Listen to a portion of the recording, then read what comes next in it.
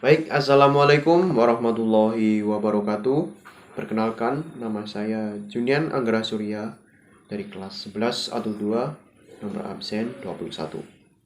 Jadi di sini saya akan menjelaskan biografi Presiden masa reformasi, yaitu Presiden SBY atau Susilo Bambang Yudhoyono, Presiden Joko Widodo, dan yang terakhir adalah Presiden sekarang, yaitu Presiden Prabowo Subianto.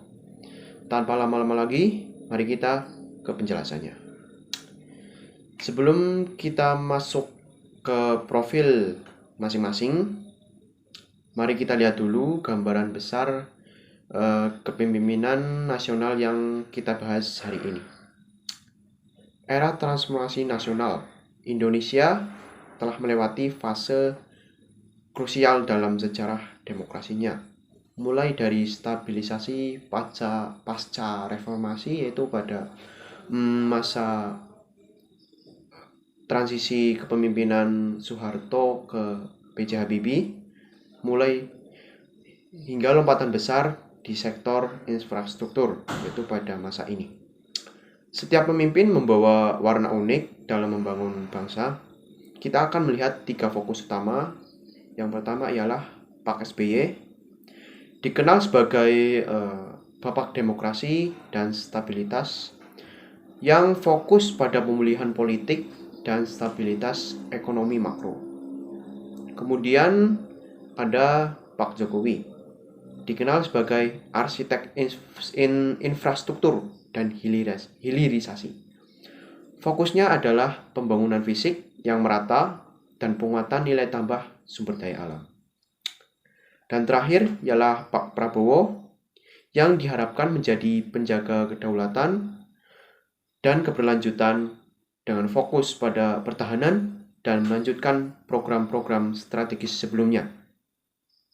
Baik, mari kita mulai dengan Presiden yang ke-6 Republik Indonesia, Bapak Susilo Bambang Yudhoyono, yang menjabat selama 2 periode dari tahun 2004 hingga 2014, sekitar 10 tahun. Bapak SBY ini lahir di Pacitan 9 September 1949. Beliau mencetak sejarah sebagai presiden pertama yang dipilih langsung oleh rakyat melalui pemilu. Jadi sebelumnya, presiden-presiden sebelumnya itu tidak dipilih melalui pemilu, seperti B.J. Habibie itu tidak dipilih melalui pemilu karena lengsernya Soeharto, jadi B.J. Habibie harus menggantikan kursi presiden yang kosong. Oke. Di kalangan militer, beliau adalah lulusan terbaik Akabri tahun 1973 dan dijuluki sebagai jenderal yang berpikir karena kecerdasannya. Secara pribadi, Pak SBY dikenal sebagai sosok yang tenang, berwibawa, sangat terstruktur dalam berbicara, dan memiliki jiwa seni. Terbukti dari hobinya melukis dan menciptakan lagu. Jadi saya juga memfollow akun IG-nya Pak SBY. Saya sering lihat lukisannya itu dilelang dengan harga miliaran. Gaya kepemimpinan beliau adalah prosedural, diplomatis, dan sangat fokus pada stabilitas makroekonomi dan perdamaian nasional. Penting untuk kita ketahui, sebelum menjadi presiden, Pak SBY adalah seorang prajurit TNI yang sangat berprestasi. Prestasi beliau tidak main-main. Beliau lulusan terbaik Akabri 1973 yang tadi saya sampaikan, dan mendapatkan penghargaan Adi Makayasa. Karir militernya membawanya hingga pangkat jenderal, di mana kecerdasannya diakui hingga beliau dikenal dengan julukan jenderal yang berpikir, thinking general. Selama 10 tahun memimpin, Pak SBY memiliki beberapa pencapaian. Yang paling ikonik ialah perdamaian Aceh. Salah satu keberhasilan terbesar adalah menyelesaikan konflik puluhan tahun di Aceh melalui perjanjian Helsinki pada tahun 2005. Yang selanjutnya ialah ekonomi stabil di tengah krisis. Beliau berhasil menjaga pertumbuhan ekonomi Indonesia tetap kuat di tengah krisis keuangan global pada tahun 2008. Yang selanjutnya ialah pemberantasan korupsi. Pada masanya beliau, peran KPK diperkuat secara besar-besaran untuk pertama kalinya. Dan yang paling mungkin terkenal ialah program BLT. Pertama kalinya program BLT, beliau memperkenalkan bantuan langsung tunai atau BLT sebagai jaring pengaman sosial untuk membantu rakyat kurang mampu. Selanjutnya, untuk kebijakan ekonomi dan kesejahteraan, dalam bidang ekonomi, Pak SBY menerapkan strategi yang disebut 4-track strategy, yaitu pro-growth atau pro-pertumbuhan, pro-job, pro-pekerjaan, pro-poor, pro-rakyat miskin, dan pro-environment, pro-lingkungan. Untuk kesejahteraan, program seperti bantuan langsung tunai atau BLT dan program PNPM atau Program Nasional Pemberdayaan Masyarakat Mandiri diluncurkan untuk pemberdayaan masyarakat dan infrastruktur desa. Di sisi kemandirian, Indonesia berhasil melunasi utang IMF, International Monetary Fund, semacam organisasi keuangan pada tahun 2006. Beliau juga menginisiasi MP3A, yaitu Master Plan Percepatan dan Perluasan Pembangunan Ekonomi Indonesia, yang menjadi fondasi awal percepatan konektivitas infrastruktur di seluruh koridor ekonomi Indonesia. Untuk kebijakan luar negeri dan lingkungannya, pada bidang diplomasi, Pak SBY mempopulerkan doktrin politik luar negeri yang terkenal 1000 Friends, 0 Enemy, yang artinya itu 1000 kawan, 0 musuh, yang menekankan pada kerjasama internasional tanpa mencari musuh. Berkat diplomasi tersebut, Indonesia resmi menjadi anggota G20, G20, menempatkan kita di jajaran ekonomi terbesar di dunia sebagai representasi negara berkembang. Komitmen terhadap lingkungan juga kuat, dibuktikan dengan komitmen iklim pada COP15, di mana Indonesia mencanangkan target penurunan emisi karbon sebesar 26% pada tahun 2020. Baik, itu untuk penjelasan tentang biografi dan juga mungkin kebijakan Pak SBY. Yang selanjutnya ialah Pak Joko Widodo, Presiden ke-7. Setelah membahas era stabilitas di bawah Pak SBY, mari kita beralih ke masa kepemimpinan Presiden Republik Indonesia ke-7, Bapak Joko Widodo, yang menjabat selama 2 periode sama seperti Bapak SBY dari tahun 2014 hingga 2024. Era ini kita sebut sebagai era infrastruktur dan inovasi. Bapak Jokowi lahir di Surakarta atau Solo 21 Juni 1961. Beliau memiliki latar belakang yang berbeda dari pendahulunya karena berasal dari keluarga yang sederhana. Beliau merupakan lulusan kehutanan UGM dan mengawali karirnya sebagai pengusaha mebel sebelum terjun ke politik. Untuk gaya kepemimpinan beliau sangat khas, dikenal dengan istilah belusukan, yaitu turun langsung ke lapangan untuk melihat kondisi rakyat. Secara umum, gaya kepemimpinan Pak Jokowi ini dikenal pragmatis, hands-on, dan sangat fokus pada hasil nyata di lapangan. Mari kita lebih mendalami apa itu gaya belusukan. Gaya belusukan ini mendobrak cara lama pemimpin bekerja. Beliau sering terlihat memakai kemeja putih sederhana dan langsung masuk ke pasar-pasar atau proyek pembangunan. Gaya ini membuatnya sangat populer karena menciptakan kesan kedekatan. Rakyat merasa memiliki pemimpin yang mau mendengar keluhan mereka tanpa jarak.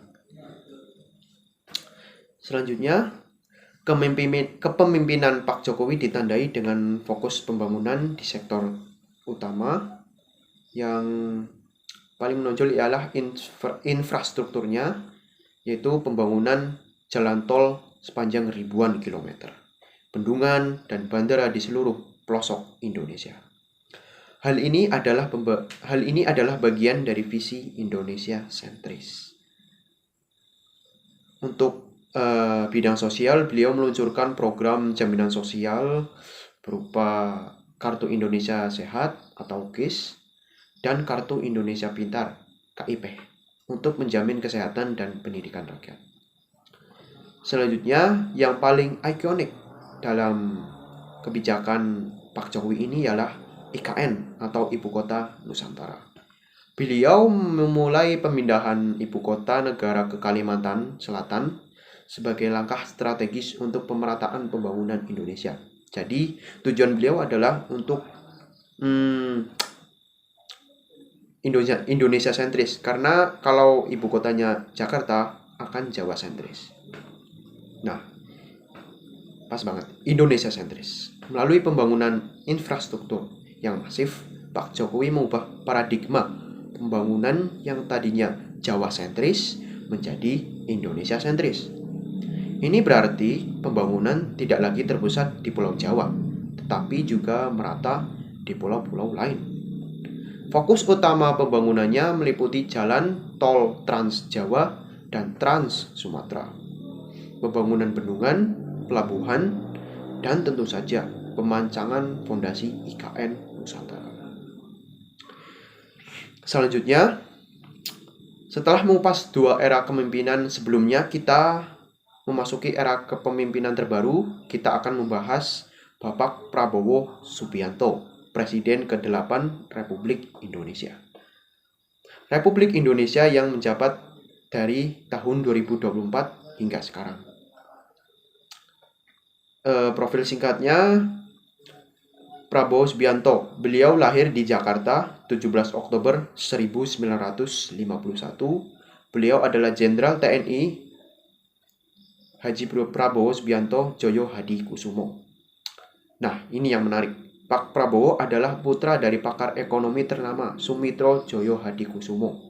Sebelum terpilih, beliau mengabdi sebagai Menteri Pertahanan di masa kabinetnya Pak Joko Widodo. Gaya kepemimpinan Pak Prabowo dikenal tegas dan patriotik.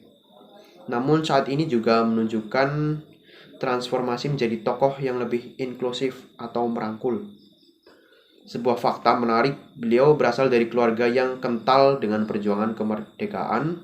Kakeknya, Margono Joyo Hadikusumo, adalah pendiri Bank Negara Indonesia dan anggota BPUPKI. Sekedar fun fact, kakeknya Margono Joyo Hadikusumo juga itu nama beliau diabadikan sebagai nama rumah sakit umum daerah di Kabupaten Banyumas. Untuk perjalanan karir sang presiden kita, Pak Prabowo, dibagi menjadi 4 fase utama, yaitu prajurit TNI. Beliau pernah menjadi komandan Kopassus dan Pangkostrat dengan banyak pengalaman lapangan. Pengusaha setelah pensiun dari militer, beliau sukses membangun bisnis di berbagai bidang industri. Menteri Pertahanan, beliau menjabat Menhan dari tahun 2019 hingga 2024. Fokus memperkuat sistem pertahanan nasional. Presiden RI terpilih sebagai Presiden ke-8 dengan fokus utama pada keberlanjutan pembangunan yang telah dibangun oleh Pak Jokowi. Untuk visi beliau adalah swasembada dan pertahanan. Ada 2 pilar utama, swasembada nasional dan penguatan pertahanan. Ketahanan pangan atau food estate, beliau fokus mengamankan pasokan pangan nasional melalui program modernisasi pertanian yang terpusat di Kalimantan dan Papua. Selanjutnya ialah modernisasi alutsista atau pertahanan. Untuk memperkuat kedaulatan wilayah, program modernisasi alat utama sistem pertahanan atau disingkat alutsista dilakukan dengan pengadaan teknologi pertahanan udara dan laut terkini. Eh, saya juga pernah membaca berita-berita bahwa beliau juga memperkuat alutsista dengan membeli jet-jet tempur dari Turki, Prancis, dan negara yang lainnya. Untuk keberlanjutannya, terdapat komitmen penuh untuk melanjutkan program-program strategis yang sudah berjalan, seperti hilirisasi industri dan pembangunan ibu kota Nusantara, demi mencapai visi Indonesia Emas 2045. Sebagai perbandingan di antara tiga presiden, mari kita bandingkan gaya kepemimpinan ketiga tokoh ini. Untuk SBY dijuluki sebagai thinking general atau jenderal yang berpikir, dengan fokus pada diplomasi soft power yang mengutamakan stabilitas dan prosedur. Untuk Jokowi dikenal sebagai man of action yang fokus pada eksekusi infrastruktur masif dan memiliki gaya kepemimpinan yang populis. Dan untuk Pak Prabowo sendiri mendapat julukan The Patriot yang berfokus pada penguatan kedaulatan, pertahanan, dan menunjukkan strong leadership atau kepemimpinan yang kuat. Dengan perbandingan ini, kita telah melihat bagaimana tiga pemimpin dengan latar belakang dan gaya berbeda telah membentuk Indonesia. Terima kasih atas perhatiannya. Bila ada tutur kata yang salah, saya, Junian Anggara Surya, mohon maaf yang setulus-tulusnya. Terima kasih. Wassalamualaikum warahmatullahi wabarakatuh.